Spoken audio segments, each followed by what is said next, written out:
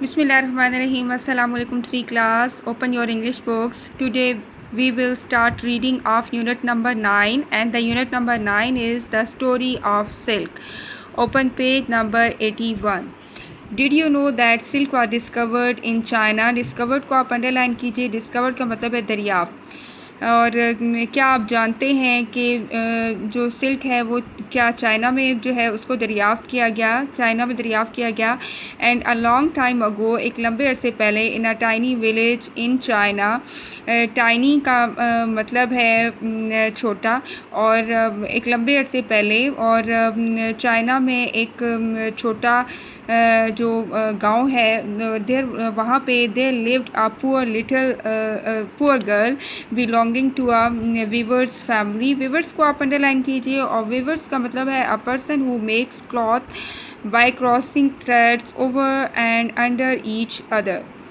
और जो है एक गरीब लड़की जो कि वीवर्स जो कि कपड़े जो बुनते हैं, वो उनके ख़ानदान से जो है उसका ताल्लुक़ था. और one day the emperor was passing through the village. और एक दिन, एम्परर का मतलब होता है बादशाह, शहंशाह. शहंशाह जो है वो गांव में से गुज़रा. एंड सा हर वर्किंग इन द फील्ड. और उसको काम करते हुए देखा, खेतों में काम करते हुए देखा. ही नोटिस, और हर प्रीटी फेस, उसने उसके खूबसूरत, प्रीटी का मतलब होता है खूबसूरत, उसने उसके खूबसूरत चेहरे को देखा. And her proud bearing, bearing को आप अंडरलाइन कीजिए. और बेयरिंग मीन है a person's way of standing और मूविंग. और एक इंसान की जो बॉडी लैंग्वेज होती है, उठने बैठने का जो अंदाज़ होता है, मतलब उसने शहंशाह ने उसके खूबसूरत चेहरे को ऑब्ज़र्व किया, देखा, और उसके उठने बैठने के अंदाज़ को. And her rough work worn hands. And rough का मतलब होता है ख़राब, वॉन जो है घिसते हुए, ख़राब. और उसके ख़राब हाथों, जो ख़राब काम करने वाले हाथ हैं, उनको जो है देखा. And which meet she worked very hard through the year. और इसका मतलब था कि वो जो है सारा साल सख्त मेहनत जो है वो करती थी.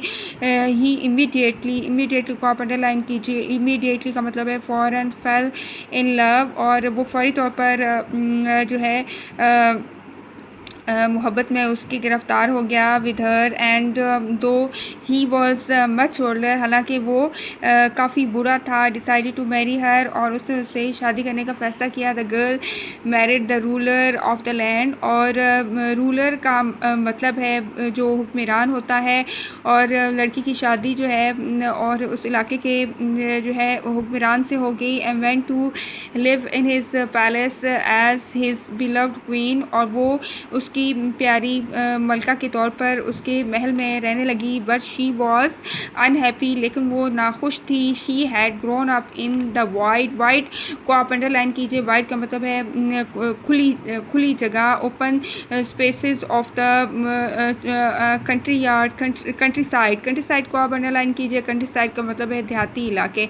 और देहाती इलाके में, और वो जो है एक खुली सी जगहों पे, देहाती इलाके में जो है उसकी परवरिश हुई थी, देहात में उसकी परवरिश हुई थी. एंड नेक्स्ट पेज है. And now she was confined to a palace.